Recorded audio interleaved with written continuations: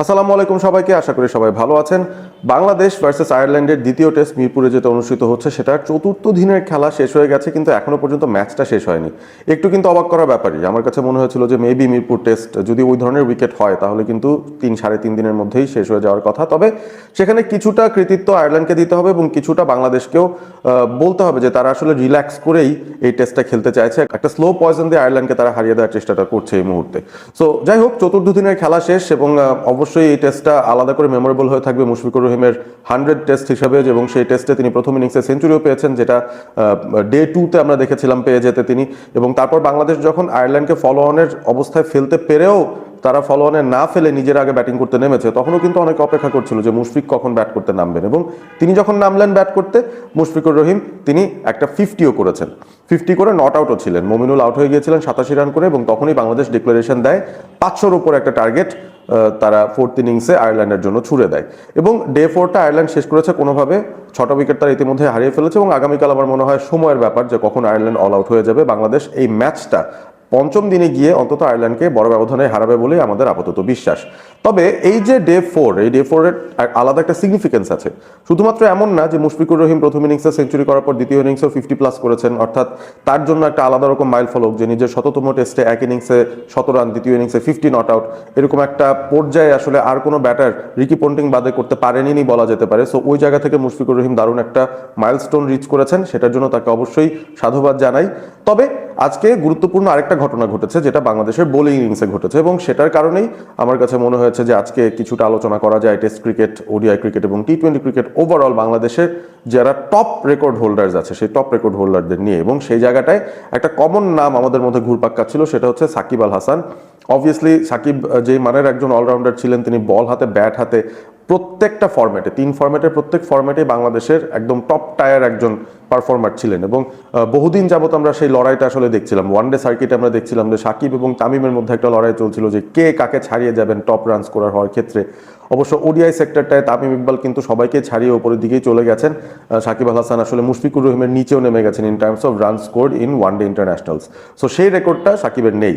আপনি যদি ওডিআইতে উইকেট শিকারের কথা বলেন, সে একটা মাত্র পজিশন যেখানে এখনো সাকিব আল হাসান 1 নম্বরে আছেন, একমাত্র ক্রিকেটার বাংলাদেশের যিনি কিনা 300-র উপর উইকেট পেয়েছেন। এবং তারপর নেক্সট বেস্ট হচ্ছে মাশরাফি মুর্তজা, এবং অ্যাক্টিভ প্লেয়ারদের মধ্যে নেক্সট বেস্ট হচ্ছে মুস্তাফিজুর রহমান, যার এখনো 200 উইকেটই হয়নি। সো ওই রেকর্ডটা বিট করা খুবই কঠিন একটা ব্যাপার হবে আমার কাছে মনে হয়, যে ওডিআইতে বাংলাদেশের হাইয়েস্ট উইকেট টেকারের যেই পজিশনটা সাকিব আল হাসানের, সেইটা ভাঙতে নতুন কোনো খেলোয়াড়ের আসলেই অনেকটা সময় লেগে যাবে। তবে অন্যান্য জায়গাগুলোতে কিন্তু রেকর্ডগুলো ভাঙা শুরু হয়ে গেছে। ওয়ানডে ক্রিকেটের কথা গেলাম, এবারে টি-20 ইন্টারন্যাশনালের কথা বলি। সেই জায়গাটায় সাকিব আল হাসানকে ছাড়িয়ে গেছেন Mustafizur Rahman as a bowler. তিনি 150-র উপর উইকেট পাওয়ার প্রথম বাংলাদেশি ক্রিকেটার যিনি টি-20 ইন্টারন্যাশনালসে 150 উইকেট পেয়েছেন। সাকিব আল হাসান মুস্তাফিজের ঠিক পেছনে ছিলেন, বেশ কয়েকদিন আগ পর্যন্ত তিনি টপ চার্টস লিড করছিলেন, তবে তাকে মুস্তাফিজ ইতিমধ্যে ছাড়িয়ে গেছেন। টপ রান স্কোরার যে লিস্ট, সেই লিস্টেও কিন্তু সাকিব আল হাসান দ্বিতীয় স্থানে নেমে গেছেন, টপে চলে গেছেন লিটন কুমার দাস, টি-20-র কথা বলছি। এবং তারপর টেস্ট ক্রিকেটের কথা যদি আসি, সেখানে সাকিব আল হাসানের উপরে আরও 3 জন ক্রিকেটার এই মুহূর্তে আছেন রান তোলার ক্ষেত্রে, যারা টেস্টে তার থেকে বেশি রান করেছেন। সুতরাং highest run scorer in Test cricket, most runs for Bangladesh, ওই জায়গাটাতেও সাকিব এখন নামতে নামতে 4-এ নেমে গেছেন। বোলারের যে রেকর্ডটা ছিল, bowler Shakib in Test cricket, সেখানেও তার যে রেকর্ড ছিল সেই রেকর্ডটাও আজকে এই যে মিরপুর টেস্টের চতুর্থ দিনে তাইজুল ইসলাম ভেঙে দিয়েছেন। 246টা উইকেট নিয়ে Shakib Al Hasan on the top ছিলেন, এবং তাইজুল তাকে তাড়া করতে করতে এসে শেষ পর্যন্ত আজকে যখন আয়ারল্যান্ডের দ্বিতীয় ইনিংসে তারা যখন ব্যাট করতে নেমেছে, সেখানে তাইজুল তার প্রথম উইকেটটা যখন নিলেন, তখনই তিনি সাকিবকে ছাড়িয়ে বাংলাদেশের all time highest wicket taker হয়ে গেছেন টেস্ট ক্রিকেটে। এবং তারপর তাইজুল আরও 2টো উইকেট নিয়েছেন, অর্থাৎ 249টা উইকেট তার এই মুহূর্তে রয়েছে।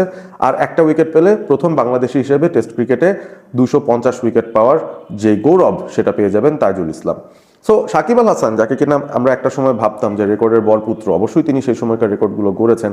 তার এমন সব রেকর্ড রয়েছে, এমন সব কীর্তি রয়েছে, যেটা আসলে ভেঙে ফেলাটা ওয়ার্ল্ড ক্রিকেটেই বেশ কিছু ক্রিকেটারের জন্য ডিফিকাল্ট, বাংলাদেশের কনটেক্সট তো বাদই দিলাম। বাট ধীরে ধীরে আমরা দেখছি যে records are meant to be broken, সেই যে ইংরেজি কথাটা রয়েছে, সেই কথাটার প্রমাণ আমরা চোখের সামনেই দেখছি। এবং আমাদের চোখের সামনেই সাকিব আল হাসান ইন্টারন্যাশনাল ক্রিকেটে বাংলাদেশের হয়ে যখন থেকে ইনঅ্যাক্টিভ হয়েছেন, সেই সময়ের পরেই কিন্তু খুব জলদি আমরা দেখছি তার এক একটা রেকর্ড, টপ রান স্কোরারের, টপ উইকেট টেকারের প্রত্যেকটা ফরম্যাটে, সেটা কিন্তু একটা একটা করে ওভারটেকেন হয়ে যাচ্ছে বাই ভ্যারিয়াস ডিফারেন্ট প্লেয়ার্স। এবং ওয়ানডে ক্রিকেটার হিসেবে যদি চিন্তা করি, তামিম ইকবাল এখনো সবার টপে আছেন, যদিও তিনি মনে হয় না আর আন্তর্জাতিক ক্রিকেট খেলবেন, ওয়ানডে ক্রিকেট তো খেলবেন না মনে হয়। সো তাকে কে বিট করবেন সেই পথটাও কিন্তু বেশ লম্বা, মানে আমার মনে হয় না খুব সহজেই সেই তামিমের রানটা চেস করে বিট করা যাবে। ওয়ানডেতে সাকিব আল হাসানের যে রেকর্ড রয়েছে হাইয়েস্ট উইকেট টেকারের, সেটাও খুব সহজে আমার মনে হয় না বিট করা যাবে। বাট অন্যান্য যেই দুই ফরম্যাটের 4টা সেক্টরের কথা বললাম, সেই জায়গায় কিন্তু সাকিবকে অলরেডি ওভারটেক করে ফেলেছেন। টি-20তে লিটন দাস ব্যাটে, আর বোলিংয়ে মুস্তাফিজুর রহমান, আর টেস্টে ইতিমধ্যেই তাইজুল ইসলাম সাকিবকে অ্যাজ আ বোলার বিট করে ফেলেছেন। অ্যাজ আ ব্যাটার সবার উপরে রয়েছেন দ্য লেজেন্ডারি মুশফিকুর রহিম, যিনি কিনা ওই তার 100তম টেস্টটা এই আয়ারল্যান্ডের সঙ্গে খেলে ফেলেছেন। সো ওভারঅল আসলে রেকর্ডের ক্ষেত্রে সাকিবকে অনেকেই ডিঙিয়ে চলে গেলেও বোঝাই যাচ্ছে রেকর্ড ব্রেকিং এর দিক থেকে সাকিব আল হাসানকে আসলে নতুন নতুন খেলোয়াড়রা এসে ওভারটেক করে যাচ্ছেন, সেটা নিয়ে আমরা নতুন করে আলোচনা করছি। সে রেকর্ডের মধ্যে নতুন নতুন প্লেয়ারদের নাম যুক্ত হচ্ছে। তবে একটা জিনিস কিন্তু বলতে বাকি নেই যে সাকিব আল হাসানের ওভারঅল ইম্প্যাক্টটা বাংলাদেশের ক্রিকেটে কতটা বড় ছিল, যে আমরা প্রত্যেকটা ফরম্যাটে বোলিংয়ে এবং ব্যাটিংয়ে দুই ক্যাটাগরিতেই দেখতাম সাকিব আল হাসান উপরের দিকে আছেন। সো ওইভাবে কিন্তু আসলে এত কনসিস্টেন্টলি কেউ হতে পারছেন না। আপনি টেস্টে দেখবেন না যে একই খেলোয়াড় বোলিং ব্যাটিংয়ের টপ চার্টসের মধ্যে রয়েছেন, ওয়ানডে কিংবা টি-20তেও একই ধরনের কথা বলা যেতে পারে। সো ওভারঅল আমার কাছে মনে হয় না যে কোনোভাবেই সাকিব আল হাসানের ক্রিকেটীয় অর্জনগুলোকে ছোট করার কোনো উপায় রয়েছে। তবে এখন যেটা বোঝাই যাচ্ছে চোখের সামনে, the time is moving on এবং the show must go on. দিন শেষে নতুন নতুন ক্রিকেটাররা আসবেন, নতুন নতুন ক্রিকেটাররা তাদের যোগ্যতা দিয়েই সাকিবের যেই গড়ে যাওয়া রেকর্ডগুলো বাংলাদেশের পক্ষে, সেই রেকর্ডগুলো একে একে করে ভাঙতে থাকবেন।